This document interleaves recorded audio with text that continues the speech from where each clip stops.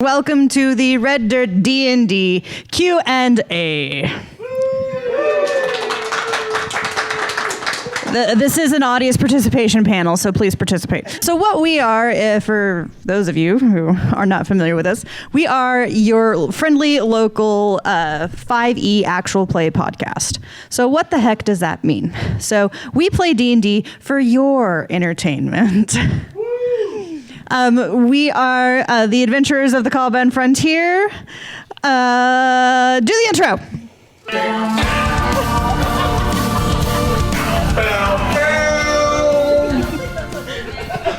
Welcome to Red Dirt D&D. I'm Michael Cross. I play Gaz, the Orc Barbarian, a sworn defender of the Caliban Frontier. I'm Konnor Shenold. I play Konnor with a K, a Kobold Sorcerer, something. Yeah, I don't know my name either. I'm Johnny Payne. I play Zonarmus Dinar, a paladin of vengeance all of a sudden. I'm Brooke Bogan. I play Makran Stonechaper, a young dwarf sorcerer finding his true family as revealed by the secrets of the frontier. And I'm Kiri Hester. I play Poppy Tealeaf, a highborn halfling druid searching for a new life, because that's the only one I can remember. And I'm Ash King, your dungeon master. Join us now for the Q&A for the tales of the Kobold Frontier. Spoiler warning, spoiler warning. Spoiler warning, spoiler warning. So basically we're a podcast. We play for your entertainment, and we are here to answer your burning questions. We will take questions about the podcast. We will take questions about D&D in general, because we like to talk about that too, because we're big old nerds around here. So anybody have any burning questions? This is for Ash. Which character are you most excited to be able to jump into when you're doing the narrative part and you're doing the DM? Which character are you hoping to be able to play? Okay, so which character do I sincerely hope to play whenever I'm doing all my NPCs? That is tough, because your NPC, as a dungeon master, right, your NPCs are your babies, right? It's always the villains. Wiley's just a whole heck of a lot of fun, because he just gets to get real low and then real. Have you been working on what Wiley sounds like when he's crying and screaming? Oh no, I'm working on the death monologue, sir. I've been rehearsing it in the shower. I'm looking for Paul Rubens at the end of the Buffy movie. Just yeah. All right, great question. So excellent question. Yeah. Excellent question. Yes. Assuming Wiley can die. Assuming he can die. So, I have a question. You said, suddenly a vengeance? Can you elaborate a little more for us? am I elaborating more on that? Has there been enough time? Yeah, so Zonarmus fell out with, I keep wanting to say Wile E. Coyote. Holy, thanks a lot. Wherever that started. Yeah, it was. Thanks, Jerk. Way to go. Fell out with Sneaky Coyote and defied him and lost his pact with him and no longer was dipped into Warlock. While at the same time started to notice the fading of roguelike abilities. And then met a beautiful entity on the shores of the Lake of Tears and was gifted with his proper path, that of vengeance, and became a champion of Dusk. That's what happened.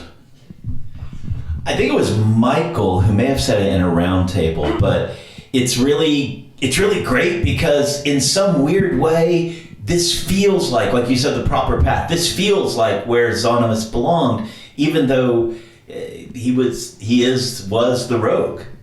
Yeah, Zonarmus didn't leave home for the reasons he left home and joined up with Wiley and his gang originally. Paladin is probably where he would have landed. Maybe not vengeance, but there's been lots of motivation in that time. So I think it's actually something we touched on. One of our patrons way back, at the very beginning, asked, where do you see your character at the end of the campaign? And Johnny's answer, Yeah, epic chat. Johnny's answer to that question was he was like, I actually kind of see Zonimus. If Zonimus survives the campaign, he saw him following in Gideon's shadow. Gideon was Michael's first character that he played. And and there was just that moment of like, if he does not become, if he survives, like he's probably going to somehow fall into Gideon's shadow. And it's almost kind of worked out like that, where, he had this crisis of faith in the trickster god and rejected the gifts that he was given, and then moved into what really is like he's becoming who he was always meant to be. And that's the beauty of the system, kids. It was sort of a reverse Dark Knight. It was die the villain or live long enough to become the hero. Right, and also for those who don't who are new to Dungeons and Dragons, is the realization that with classes and subclasses, it's possible to actually change your classes, your subclasses with the new rules of Tasha's. So he had started out as a rogue, and it was a special type of rogue. It was the wild card. A wild card rogue, which is the subclass of it. Then he took a multi-class of warlock, and then he has just recently become a paladin of vengeance, which is a subclass of paladin. And we decided to do that as part of the story because the story had led him in that direction. And usually with your dungeon master, if they will allow for a story reason for you to change, then that's how it works. So that's one of the things that they're talking about. A lot of the people who are more used to Dungeons and Dragons they're just going with it and they're understanding it. Yeah. I think that with Zonimus coming into his own, he's really understanding who he is. You can feel a shift, and a lot of things open up really quickly and pretty immediately within the party and his relationships to the people in the party. And so I think that is something that has felt really natural, and so that has supported this idea of Zonimus coming into something that he should have been the whole time. And I think we noticed that if we go way back, there were moments when we realized Zonimus wasn't necessarily this evil, chaotic. Yeah, and we've had the softy joke, right? We had the softy joke kind of in the round table. Oh, he's a softy on the inside. It's all a Han Solo-esque type of cover. But yeah, to come about, it wasn't softness. It was goodness. This is just our Red Dirt D&D therapy session, so we're just gonna cry it all out. We got a lot of feels. Yes, Tim. This is maybe a simple question, but Zonimus and Poppy, I mean, there seems to be a relationship there. Is that gonna? Yeah, is that something? At some point in time, she loves me, and what's an elf to do, So yeah, and we've discussed it. If we think the character should do that as too tropey as or whatever, and then it came down to, let's just let it happen. Let's just see if something comes out of it organically, which is how most all this has come about. And Zonimus put his foot in his mouth one day. And Poppy dipped, was done, turned into an animal and ran away, and it was, And so, but then with the passing of Gideon and Gideon's words to them at the very end, with it's the two of you two need to do this, etc. It sort of shined the light back on that. I think that it's Zonimus has become a big believer in fate, and it's like, well, yeah, the two of us are supposed to be here. We're supposed to be together. Stop. This is what we have to deal with between these two. So as actors and as players, Johnny and I had to have multiple conversations about like, what are we comfortable with? We have our words for like, this is okay between these characters, but Kiri as an actor is feeling a little uncomfortable. So we have those things all set up as safety. Safety in D&D is always important, emotional safety. But as our characters, So there was a joke very, very early on about Poppy and her two dads, right? Gideon adopted a more fatherly role, and Zonimus took on a more of a friendship. Like the way Gideon tried to keep Poppy out of danger was explaining to her why things are dangerous. The way Zonimus decided to keep Poppy out of danger was either throwing her into the danger, she'll learn, or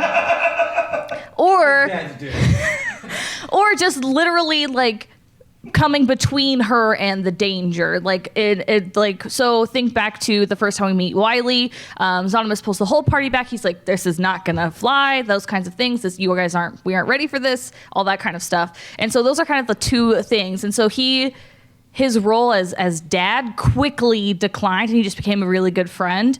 Then after Anarchy, that was a big turning point for Poppy in a lot of senses of the word. But when Zonimus was ready to like fight tooth and nail, and she had to push him away, literally, and so that gave her a lot of feelings. And then he was knocked out, and she felt really bad. And then he woke up, and then he made fun of her and embarrassed her in front of all of her friends about knocking him out.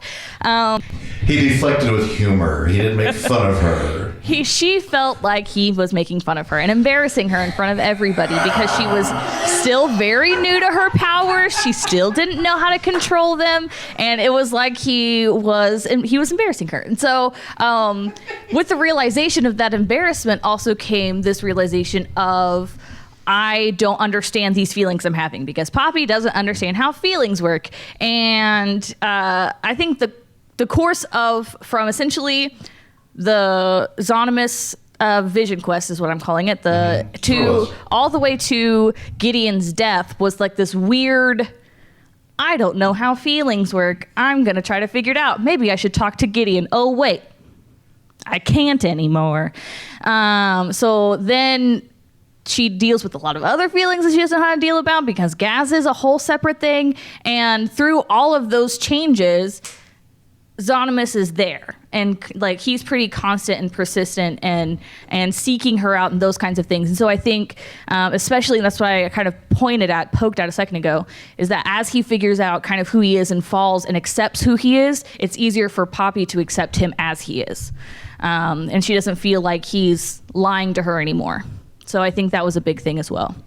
Would you mentioned there in that whenever he come in and I was going to say droning monologue, but no, I'm kidding. No, I love you. You mentioned that whenever Zonimus came in and said they did the embarrassment thing, he embarrassed you. Yeah. Was it because Zonimus also, whenever you ran away, so Zonimus was all about Poppy in his Vision Quest. It's like, I got to get back to her, what's happening, etc. She doesn't know that. But right, because the conversation never happened. So, but whenever when he said that and you ran away, it hit like, wow, Poppy's huffed and walked away before, but this time, whoa. She didn't huff and puff. She just walked away. Right. Yeah. No, I'm saying this was different because you could tell. No, I'm saying this is different because you could tell that it was more than just bluster. It was more than just like kidding and joking around. Right, you had actually hurt me. And so then I think maybe you questioned like, oh, okay, she has feelings that I am easier to manipulate than I thought. It was just interesting, the organic nature of how we attracted, and then we both, and there was a repel, and we both kind of felt the same way about it, like no, as I'm walking away, or you know what I mean, as you're walking away. And then with the death of Gideon and his words to both of us, and those changes, we pulled back together and everything. It's great. Yeah. Red Dirt D&D is a actual play rom-com podcast that you can listen wherever you get your podcasts. I'm waiting for the episode where we end up breaking up because of a misunderstanding, but then we realize it was wrong and we get back together, and it's very Shakespearean. I'm taking notes. Ash Jerms has a question. So in D&D 5e, some people feel that the death save system and the healing, the easy healing, makes it hard for a character to be killed, like actually killed. Which I'm sure as a bunch of players in a podcast, it's actually for everybody else, but including you. So it's easy to know that in the back of your mind to think, oh, our characters are pretty much immune from actual death because number one, it's easy to save out of death. It's easy to get help out of death. And number two, you guys are in basically a play where there are characters that are all essential to the story. So how did it feel to have a character die in that circumstance? Did it change your perspective of the mortality of your characters in the game? And how did it affect the party makeup? Because for me, I feel like a major shift, not because Gideon became kind of like a de facto, not just leader, but moral compass for the party. And it really caused a shift, and everybody had to, reevaluate what their individual motivations were once Gideon once he failed to save. And for me, I was like, oh, I hate this, but I love this. What's going on in their heads, both in game and out of game? How long did it affect you? Well, first off, talking about the difficulty of dying in 5e, a lot of people talk about that. And the truth is, when we went into the Mesa, the situation where Gideon had lost his life was that we thought we were basically invulnerable. We had taken Wiley on earlier on with rescuing the Pegasi, and had almost taken him down until if he had not gotten disparate out and we're there. So we thought, well, we can do this, we can do anything. There is that feeling of invulnerability. And so when it happens, when it puts you in your place, it does change everything. And for us, it was a really big wake-up call, and I'm sure for the rest of when it came to almost losing their de facto leader. Yeah, and Poppy's gone down a few times, and I think the last time I had, they were able to come to my aid, so I wasn't too worried about it. But I had a fail. I had 2 fails. But I also this is why Kiri hoards fate chips. This is why Kiri has like 20 and everybody else has like 5. That's something we don't talk about enough in the podcast itself, is the fate chips. I basically just give them at my whim. Emotional trauma. If Ash feels like we have experienced enough emotional trauma to earn something or have done a good bit of role playing, they will give us one. Kiri's playing a character that's falling in love with my character, so she deserves them once every session. Those are hard earned. But yeah, no. So the mechanic basically, it's somewhat similar. It's like an expanded inspiration mechanic. So basically, instead of just one-off inspiration, they can kind of bank it. So I allow them to bank their fate chips. Basically, it goes with the poker and the Wild West theme. So they can bank these fate chips and use them whenever they need to change their fate. So you'll hear sometimes like, oh, I need to reroll that. All right, well, give me a fate chip. And that's what's happening, is they're turning those chips back into me, and then they're trying to change the course of fate. And Poppy just really has to have a lockdown on her fate at all times. Because if 5 generally will equal a nat 20. Now I will say this, if the story was in a place where Ash felt like it needed to happen, I feel like Ash would be able to like approach me and be like, hey, I know this hurts, but I can't, because of story, I can't let you do this. And I'm okay with that. That's totally fine. But I do hoard them for this exact reason.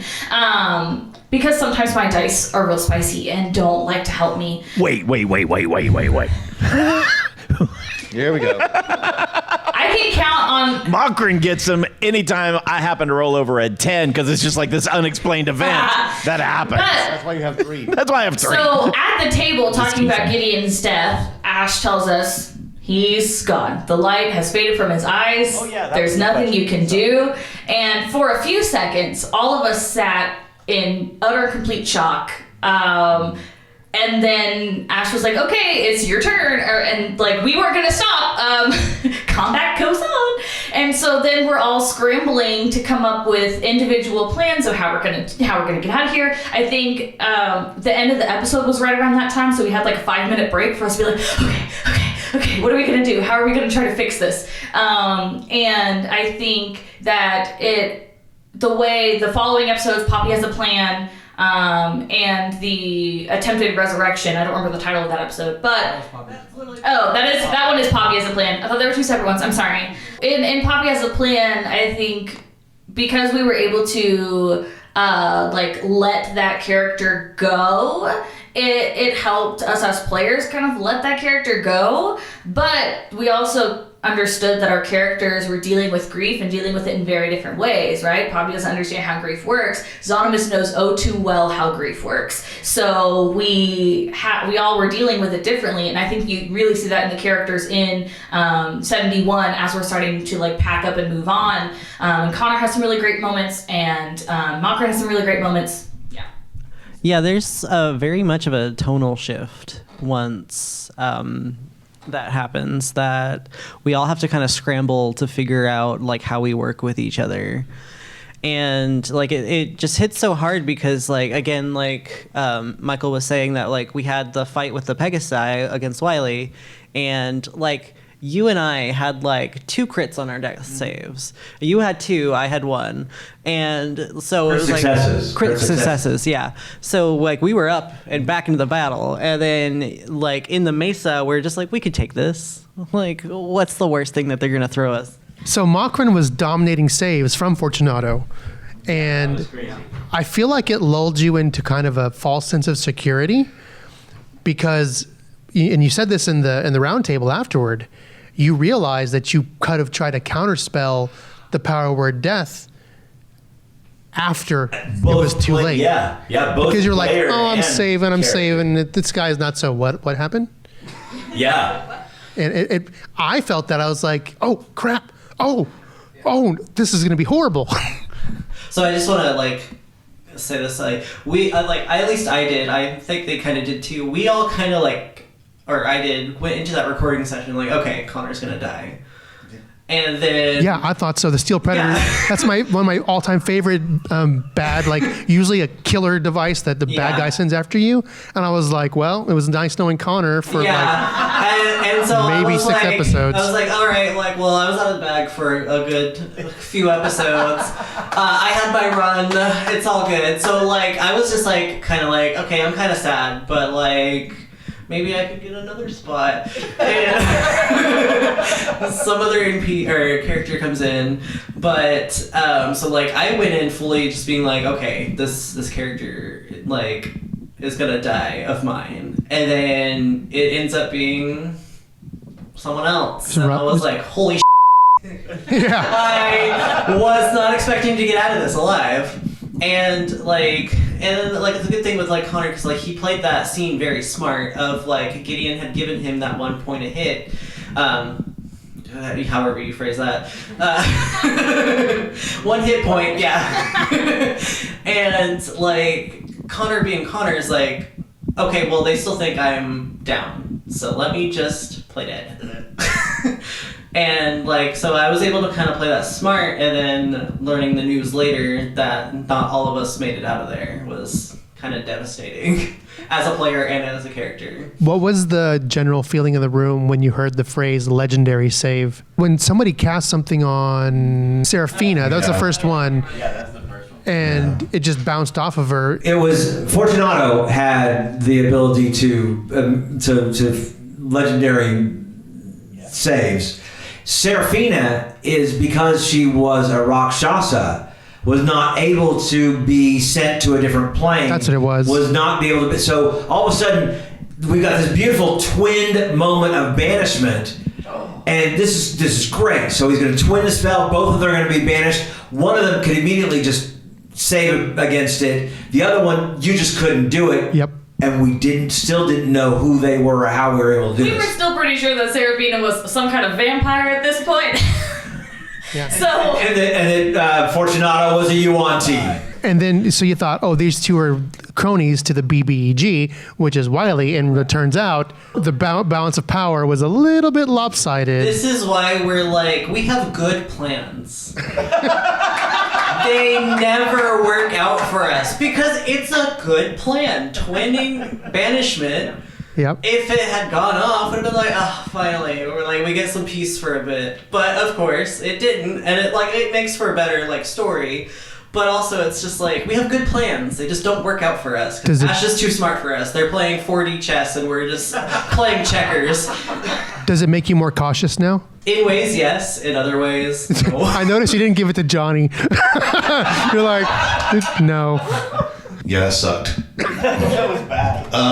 Yeah, I remember so I'm going to answer your question, but the reaction when it happened was I was just, so the way we sit at the table is I'm sitting across from Kiri, Konnor's over here, Brooks over in the corner, and then down here's Ash, and down here's Michael, okay, and capping the table.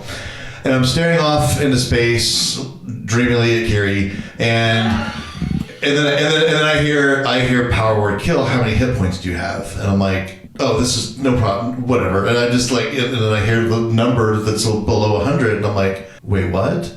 And it was such a casual ask. How many hit points do you have? And then the answer was just so casually give that I started spinning my head from Ash to Michael to Ash to Michael to wait for one of them to crack the smile or one of them to wink and then tell us later, oh, we've been planning this for a month because of whatever reason. And I'm like, no, this is really happening. We're really losing Gideon as a character. This is just it's just how, wow. And I kept waiting for that moment, and we stopped and started recording the next episode, and I was still waiting for that moment to be like, just kidding, it never came. And it made Zonimus he was ready to just leave. He was just going to go back to Jubilee and have some drinks and not stop. As far as Johnny goes, yeah, I was like, okay, Johnny's paying careful attention now to things. And Zonimus's rebirth and having something to live for. but it's made him not cower down. It's made him buck up. Mm-hmm. Like, come at me next time. Try that on me, kind of a thing. Yeah. I feel like there's both Zonimus and Mokrin have both stepped up instead of being just passive and reactive to being more of a leader. It's made Poppy more cognizant of the link to everybody. I think Konnor feels more like part of the party because of the shared suffering. So it brought the characters together. I said earlier before the panel, it was very hard for me to like Gaz because of the recent trauma from Gideon. I'm not trying to be your new dad. I'm not trying to replace your dad. Yeah. I'm just trying to be. Yes. And that was the trope, the old trope of playing Dungeons and Dragons is when your character dies in a campaign, that's okay. All you have to do is roll up a new character. And that was true. We thought all we could do was just have to roll up a new character, no problem at all. The problem was that Michael had created such a relationship with these people as Gideon. And then I came in as Gaz thinking, oh, it's no problem. I'll just have the same relationship I had before. And I don't. And it breaks my heart. You really see it because Gideon and Poppy were very close. And so then when Gaz comes in and Poppy is immediately put off by his cavalier attitude and his braggadocious nature, and she is like, this guy, who does he think he is walking in here? We have just suffered death and you're peppy about you're excited to go face death and maybe die. And so there was a whole series of episodes right there where Zonimus had to do the leading on his own because Poppy couldn't deal with her feelings about Gaz, and the person that she would talk to about it was Gideon, and she couldn't do that. And so it was really hard for Michael for a few episodes because Poppy didn't like him and was actively avoiding him. But then a switch got flipped a little bit when there was a familial relation revealed. Right. Now that one we had actually, I planned that with Ash, and then they said, yeah, go for it. That it was Gaz's relationship to Yazgash. Even that kind of turned Poppy off for a moment. I'm an only child. I'm not used to sharing. And so she has that conversation with Zonimus, and Zonimus is like, isn't this better? You can be a part of this bigger and better family now? Fine, you have good points, but I still don't like him. It was at Damn We're in a Tight Spot where Poppy first thought that Gaz was going to help these dwarves, and she was like, you're betraying your mother. How dare you turn your back on the mighty and wonderful Yazgash? This is horrible. If only I'm going to tell your mom. And then she finds out that he's not doing that he actually hates this idea and wants to see nature preserved, and that's where she clicks back into okay, we'll give him a shot. He's not that bad, I guess. And so I think that was a big thing. All right, so I'll have a question. We'll start with the cast. So, what differences does the podcast have versus a normal D&D session? How do you prepare for it and perform it differently? That's good. So when you're preparing a D&D campaign for a podcast versus when you're preparing just a normal D&D campaign, right? So when you're doing a normal D&D campaign, you only have these people and this person to worry about, right? Like, it's just us. We can entertain one another all night long. You can entertain your friends all day long. The problem is all of you. You're a great problem to have. Great panel. Goodbye. Bye-bye. Great job recording. Goodbye. But no, so it's like, you have to think more about like the people out there who are listening to you. So, we have to think about the thing that I told them in like our setting document is that as your dungeon master, I will always rule in favor of the story. Yeah. Because we are collectively telling a narrative story that is meant to be entertaining to an audience. So, and really it's an intensely much more collaborative effort. So like for me as a dungeon master, I actually, and this is the joke, I don't prep a lot. Like I come up with, I have what I call the playset mindset, where I build a playset, right? I build Castle Grayskull. These guys bring all of their action figures and come play with me in Castle Grayskull. Versus, I tell each of them exactly what they're supposed to do, when they're supposed to do it.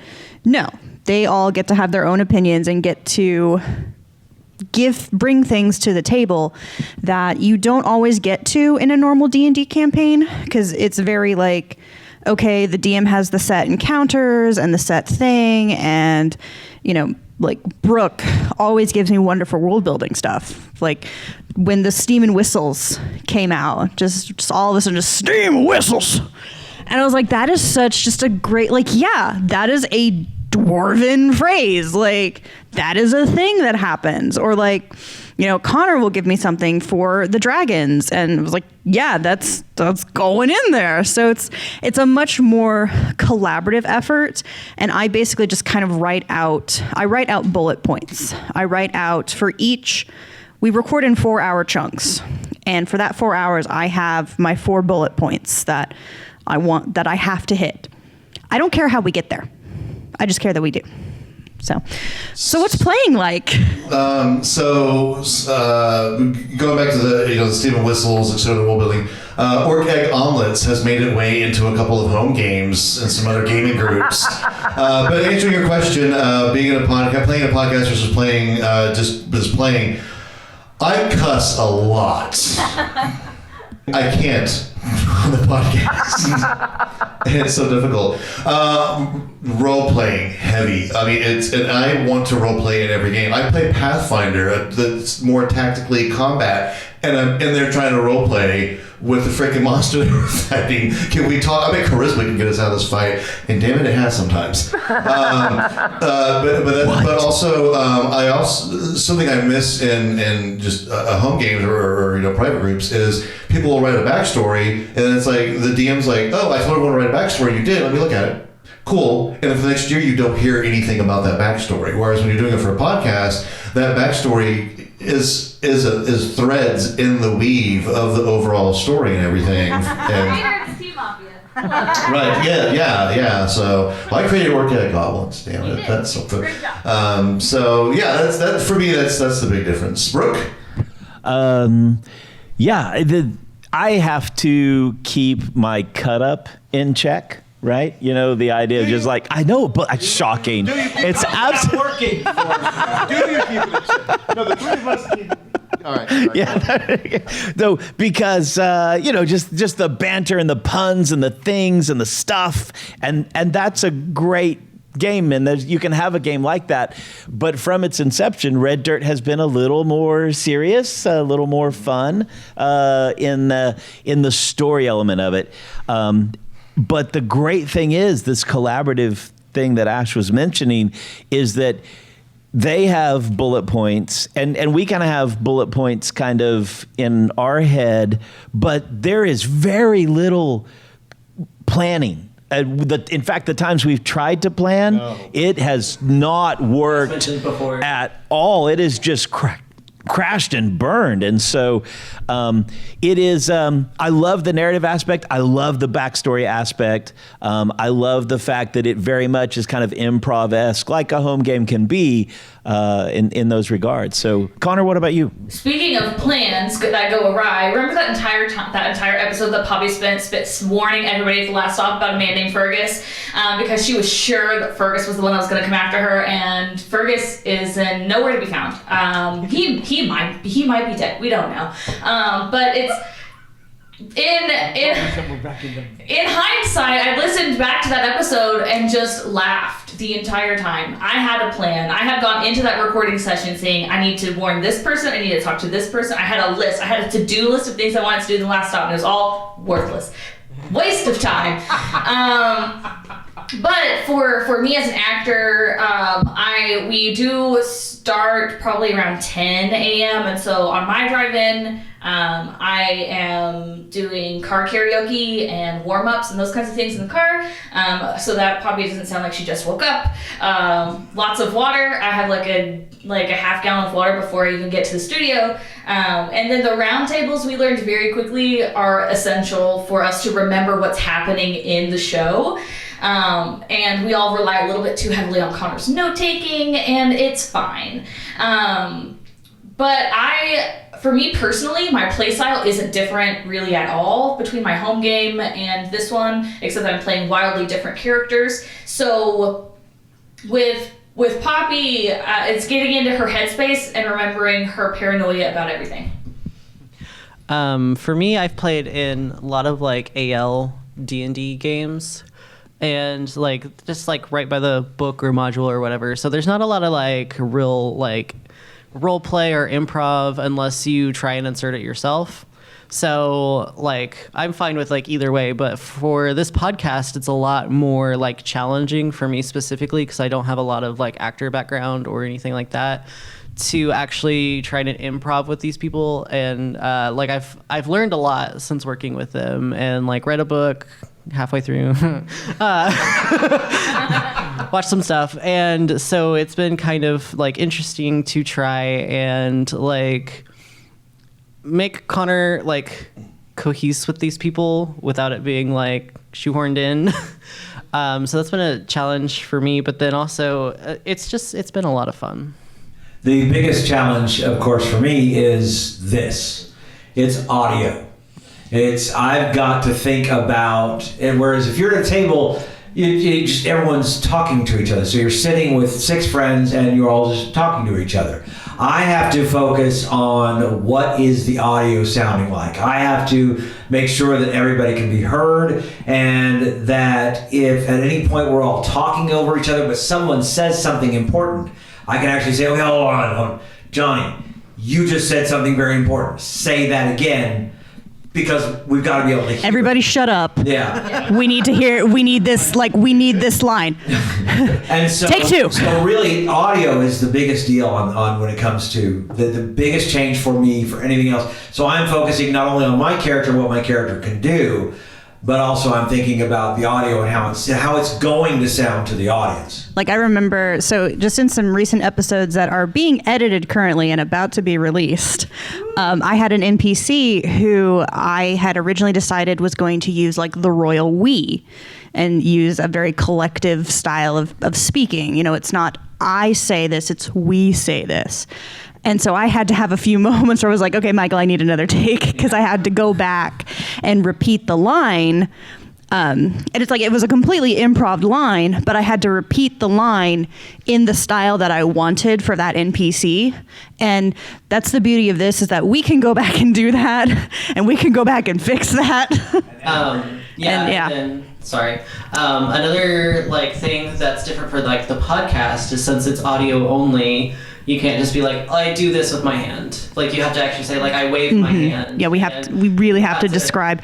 That was one of the things. We don't always get it down pat, and we have to be like, hold on. Yeah, that was something in our original audition, right? So that was one of the things we were looking for when we did the audition, was people who understood people are not going to see you.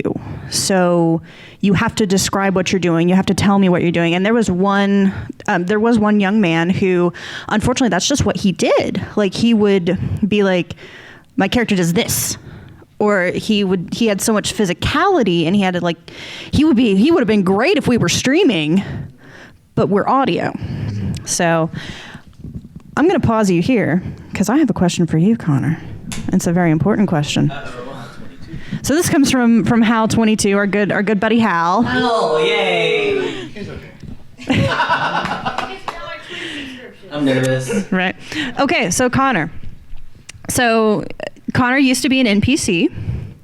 So when you took over, did you feel like an interloper? And if so, how long did it take for you to feel like a permanent part of the group? So kind of. He is now. Yeah, so kind of felt like an interloper, because like you guys have like already, by the time that Konnor is established, when I started voicing him, I had just been doing your own thing as a group, and Konnor was obviously just an NPC, so it was in the bag. And so, but it was also that like I had been at the recording sessions, but I never talked to these people. I'm very kind of introverted, and then I'm like, they were recording, I can't just be like, funny guys, from like the background, and not the voice of God. Yeah, and not mess up the audio and make more work for Michael.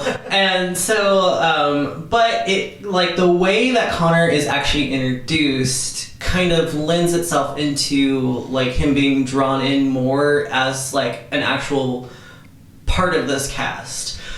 Because like Johnny had gone, or Zonimus had gone down, and before he went down, he very specifically had asked for Konnor to come save Poppy. And so this, it just kind of worked out in the next recording session that I was able to step in as Konnor and like taking like that role away from the thousands of things that Ash already has going on for them. And we love and appreciate you, Ash. And so I was able to step in, and from a player and as a character, it's like I don't really know these people that well. Like I've been around them, heard them interact, never really interacted with them. So both as Konnor myself and Konnor as the NPC or PC. So it was just kind of working out how to like mesh with them, and like slowly as it goes on, I think Konnor felt that real sense of like we can do this, like we can be like a huge like. Is it not working? I don't know. Check. Oh, okay. Sorry, that's my bad. Huge sense of like camaraderie with these people during the fight with the Wily during the Pegasi. Because like we were just bam, bam, bam, bam, bam. That's one of the times that a plan actually kind of worked out for us. Kind of. It still went a little bit awry, but it kind of worked out for us. And so like Konnor felt like kind of closer to them at that point. I just wanted to say that, you know, with the podcast and everything, I liken you all to superheroes, right? Because superheroes lead alternate lives. You all have your alternate identities, and you really live them, right? So, I mean, you like you all said, you all really get into this, the emotions of it and the camaraderie of it all, right? Would you agree to that then? Oh yeah, definitely. Superheroes, everyone, superheroes. No, honestly, if we did not have like some sort of camaraderie outside of it, like I don't think we would be doing this. But talking about how like we feel what our characters feel after the Anarchy episodes, I drove home. It's about a little less than an hour for me to get way out to where I live in the boonies. So no radio, my hand's kind of shaking for like the first 30 minutes of the drive home, because I think we ended the recording session kind of at the big reveal. We don't get any resolution. So sometimes when you guys only have to wait a week for the next thing, we have to wait like a month to get to the next recording session, and sometimes that happens mid-combat and it's awful, and sometimes that happens after Jubilee said, yeah, we used to work for your dad. And so it was like, it took me a while. I was glad for the drive that day because I could kind of calm down, and then Ash, of course, checked in with me later, like, hey, are you cool? Are you okay? Just checking in. You're my buddy. Check-ins with this group are very, very important because, again, we do get a little more into the roles. Any role player naturally just kind of aspects of them bleed over to the character and aspects of the character bleed over to the person. And so when you do have a really intense session and like really intense things happen, you got to check in. You got to like take a few moments to take a few steps back, take those breaths, and just check in with everybody, make sure everybody's doing good. So we do a lot of check-ins with one another just to, I made them fill out consent forms. Welcome to D&D. Yeah. No, there's a great little resource that I always plug called Consent in Gaming, and this is put out by Monty Cook, and it's a very important supplement because it talks about like tools for you as a dungeon master, as a role player, tools that you can have that will help you be able to get over some things. Because that's a big thing right now, is you never know what somebody's baggage is that they're bringing into it. And the Consent in Gaming has a long list of forms that basically allows you to designate, and it has covers all sorts of topics, from spiders to religion to crime. And so it gives you a tool as a DM and them as the players a way to communicate and say, these are the things that I am okay with. These are the things, the topics, if you want to bring them up, I am okay with this. Here are the topics that I need you to warn me about if we're going to be exploring them. And these are the topics that do not touch them, whatsoever. I would just like to say I did not notice liches on the list, and I would like to add that to the things that have traumatized. And then the other thing too, one of the things I told them in the setting guide was that you will always be safe at my table. You as a person will always be safe. Everyone? Your characters, on the other hand, your characters will never be safe. Characters, right. Yeah. Yeah, to talk about the emotion connection and everything is, of course, the big overall Gideon death, but even, and this goes back also to, you shouldn't make plans because they don't go through. My plan after my vision quest with Coyote was to walk in through those saloon doors. And I had kind of talked a little bit to Poppy about this, a little bit to Gideon about this. There was a little bit of a plan in the works, and I was going to walk right in. I was going to march right up. I was going to say something and get Gideon's attention, and there was going to be a spin around, and Poppy and I were going to run into each other's arms, and the harp music. The angels were going to sing, and Jubilee was going to start throwing up in the background. Everyone in the world just kind of faded into the background, and instead I was like, who do I got to Thunderwave to get a drink around here? And then she was mad for some reason. And I was sad after that. I kicked myself for that. It was... Johnny really did drive me nuts for about a week or two. Probably about 2 weeks after it happened. I'll let you know that. I mean, it really happened. Next question. Okay, one more question. You are going to be our last question because we are technically overtime right now.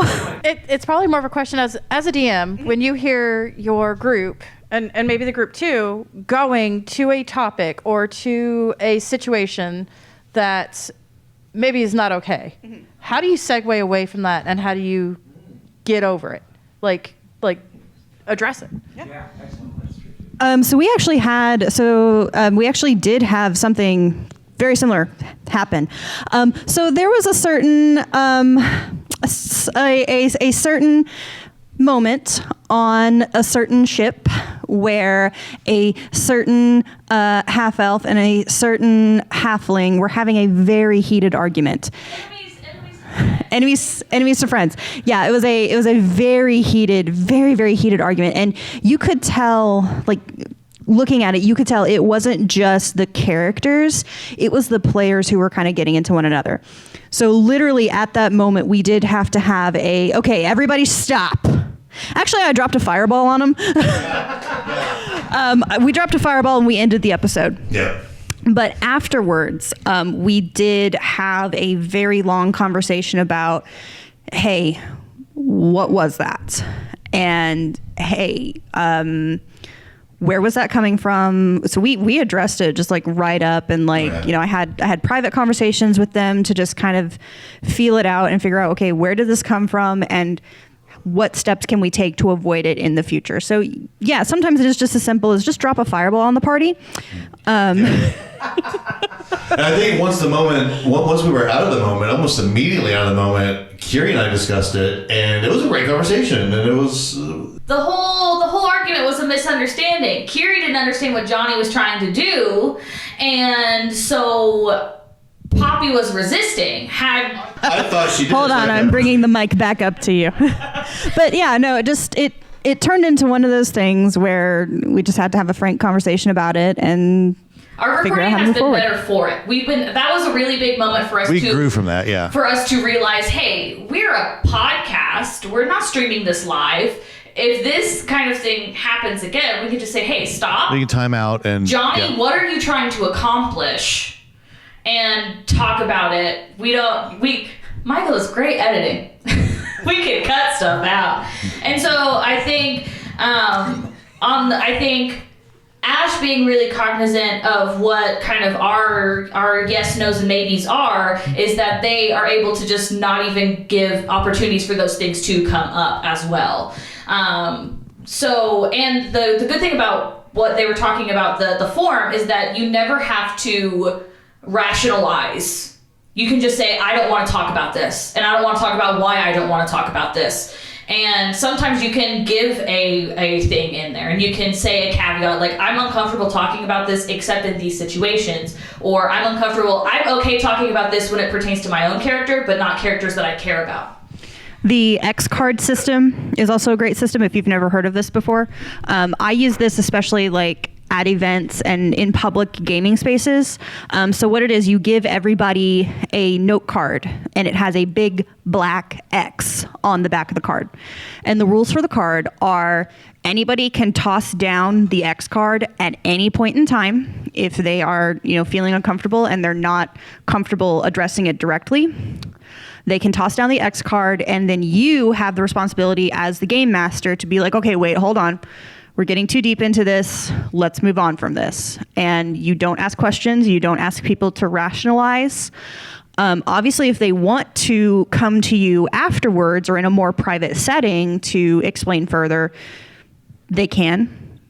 But you don't ask. They don't have to. And you just move on. Yeah, you're welcome. Great conversation, guys. Great conversations. Thank you guys so much for showing up today and sitting in at our panel. Thank you for your patience. Thank you for listening, for those of you who already listened to us. Those of you who are not listening to us, I highly encourage you to listen, so maybe you'll understand what the heck we're talking about. You don't have to know D&D to listen to us. Oh, nice. Yeah, excellent. You can listen to us on the ride home. We're great for that. Thank you guys so much, because it's been a real pleasure to be here at TokenCon and to be talking to everybody and getting to know everybody a little bit better. Highly encourage you, if you follow the podcast, our episodes drop every Wednesday.